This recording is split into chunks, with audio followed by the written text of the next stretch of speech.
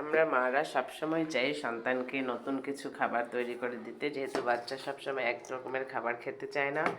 এবং আমি অন্য মার ক্ষেত্রে একটা মা হয়ে বলতে পারি, আমার মতো হয়তো অন্য মারাও, আমি ইউটিউব দেখলে সবসময় খাবারের ভিডিও দেখলে আমি সবসময় যেটা আমার কাছে ভালো মনে হয় সবসময় আমার সন্তানকে করে দিতে চেষ্টা করি।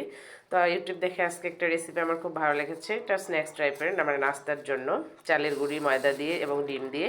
যেহেতু ডিম একটা হেলদি খাবার, সেটা বাচ্চা যেভাবেই খাক ডিমের পুষ্টিগুণ কিন্তু সমান বজায় থাকে। তাই আমি ইউটিউবের রেসিপি দেখে চালের গুঁড়িগুলো নিলাম। চালের গুঁড়িটা আমার পুরাতন ছিল, আমার কাছে একটু সন্দেহ মনে হচ্ছিল যে আবার পোকা ধরেছে নাকি, তাই আমি এটা চেলে নেব। সুন্দর করে টেলে নিয়ে তারপর আমি রেসিপিটা আপনাদের সাথে শেয়ার করতেছি, দেখতেই থাকুন। চালের গুঁড়িটা টেলে নিচ্ছি সুন্দর করে এভাবে। যেহেতু চালের গুঁড়ি পুরাতন হলে রোদে শুকানো, তারপর একটু পড়ে গেছে, আমি একটু ছোট ইয়াতে নিয়ে নিয়েছি। এভাবে সাইড করে নিব, তাহলে আর পড়বে না। আমি একটা পাতলা ব্যাটার করে নিব, তার কারণে চালের গুঁড়িটা টেলে নিলাম। নেওয়ার পরে এখানে একটু ময়দাও দিয়ে দিব, ময়দার পরিমাণটা কম দিব চালের গুঁড়ির থেকে। এখানে খানিকটা ময়দাও দিয়ে নিলাম। এটা আমি ভালো করে একটা ব্যাটার করে নেব, পাতলা ঘনত্বের একটা ব্যাটার তৈরি হবে।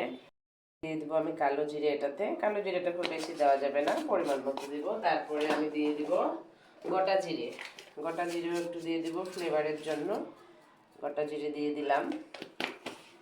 এরপরে দিয়ে দিব আমি এখানে গুঁড়ো মরিচ, 1 চা চামচ গুঁড়ো মরিচ দিব। আপনারা যদি ঝাল কম খান অবশ্যই ঝাল কম করে দিবেন, আমি একটু ঝাল বেশি দিলাম যেহেতু আমার ছেলেটা জোর ঝাল ঝাল খাবার খেতেও পছন্দ করে।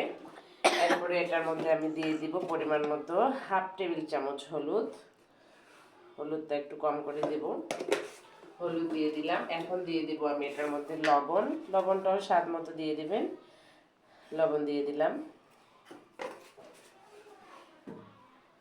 এখন আমি এটা একটা পাতলা ব্যাটার, আপনারা অনেকে কালো তিল বা সাদা তিলটা দিতে পারেন, এতে সুন্দর লাগে দেখতে, কিন্তু আমার কাছে এটার কোনোটাই নাই, তাই আমি অ্যাড করবো না।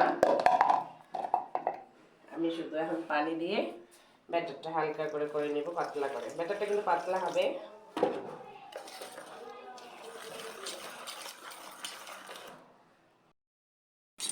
আমার ব্যাটারটা প্রায় রেডি হয়ে গেছে। ব্যাটারটা যত বেশি আপনি ঘোটাবেন তত বেশি ব্যাটারটা সুন্দর হবে এবং ক্রিস্পি হবে আপনার ভাজা পোড়াটা। যে কোনো বেসনের হোক, ময়দার হোক বা আটার ব্যাটার যত বেশি আপনি ভালো করবেন, ব্যাটারের উপর কিন্তু নির্ভর করে আমাদের খাবারটা কীরকম হবে।